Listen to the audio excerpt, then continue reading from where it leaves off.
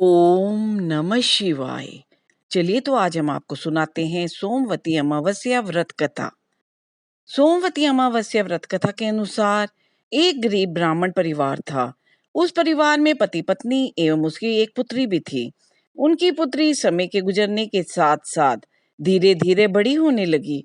उस पुत्री में बढ़ती उम्र के साथ सभी स्त्री उचित सगुणों का विकास हो रहा था। वह कन्या सुंदर, संस्कारवान एवं गुणवान थी, परंतु गरीब होने के कारण उसका विवाह नहीं हो पा रहा था। एक दिन उस ब्राह्मण के घर एक साधु महाराज पधारे।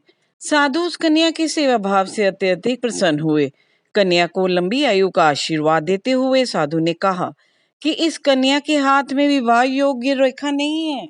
तब ब्राह्मण दंपति ने साधु से इसका उपाय पूछा। कन्या ऐसा क्या करे कि उसके हाथ में विवाह योग बन जाए? साधु महाराज ने कुछ देर विचार करने के पश्चात अपनी अंतर्दृष्टि में ध्यान करके बताया कि कुछ ही दूरी पर एक गांव में सोना नाम की एक धोबिन महिला अपने बेटे और बहू के साथ रहती है, जो बहुत ही आचार विचार एवं संस्कार संपन्न तथा पतिपरायण है। यदि वह सुकन्या उस धोबिन की सेवा करे और वह महिला इसकी शादी में अपने मांग का सिंदूर लगा दे तथा उसके बाद इस कन्या का विवाह हो जाए, तो इस कन्या का वैधव्य योग मिट सकता है। साधु ने यह भी बताया कि वह महिला कहीं बाहर आती जाती नहीं। यह बात सुनकर ब्राह्मणी ने अपनी बेटी से धोबिन की सेवा करने का प्रस्ताव रखा। अगले दिन से ही कन्या प्रातःकाल ही उठकर सोना धोबिन के घर जाकर साफ सफाई एवं अन्य सारे कार्य करके अपने घर वापस जाने लगी। एक दिन सोना धोबिन अपनी बहू से पूछती है कि तुम तो सुबह ही उठ सारे काम कर लेती हो और पता भी नहीं चलता। बहू ने कहा, माँ जी, मैंने तो सोचा कि आप ही सुबह उठकर सारे काम खुद ही खत्म कर लेती हो। मैं तो देर से उठती हूँ। ये सब जानकर दोनों सास बहू घर की निगरानी करने लगी कि कौन है जो सुबह ही घर का सारा काम करके चला जाता है। कई दिनों के बाद धोबिन ने देखा कि एक कन्या मुंह ढके अंधेरे में घर में आती है और सारे काम करने के बाद चली जाती है। जब वह जाने लगी तो सोना धोबिन उसके पैरों पर गिर पड़ी।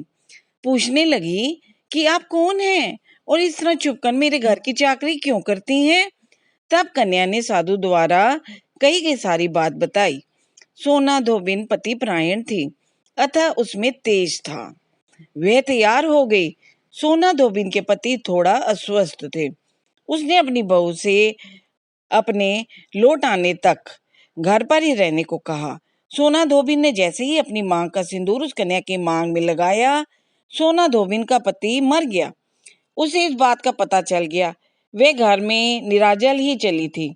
यह सोचकर कि रास्ते में कहीं पीपल का पेड़ मिलेगा तो उसे भवरी देकर और उसकी परिक्रमा करके ही जल ग्रहण करेगी। उस दिन सोमवती अमावस्या थी।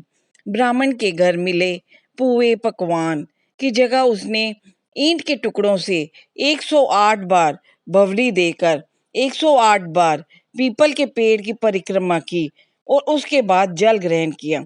ऐसा करते ही उसके पति के मृत शरीर में वापस जान आ गई। धोबिन का पति फिर से जीवित हो उठा। अगर आपको सुनाई हुई कथा पसंद है तो कृपया शेयर, लाइक या कमेंट करें। धन्यवाद।